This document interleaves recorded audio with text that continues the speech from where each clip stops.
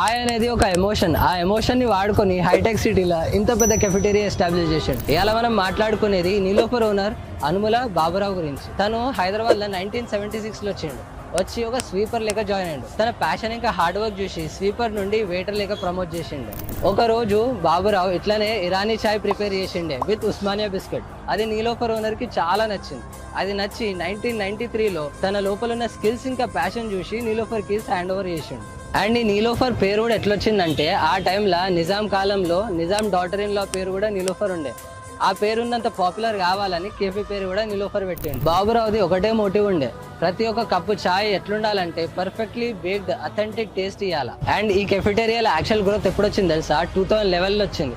ఆ టైంలో బాబురావు వాళ్ళ సన్ ఏ శశాంక్ తన ఫ్యామిలీ బిజినెస్ లో కూడా జాయిన్ అయ్యిండే. అండ్ మనోడు జస్ట్ కెఫెటేరియా బిజినెస్ లో జాయిన్ కాలేదు, ఈ కెఫేని ఇంకా మోడర్నైజ్ చేద్దామని బ్రాండింగ్ మొత్తం చేసేసిండు. తన లోపల ఉన్న స్టాఫ్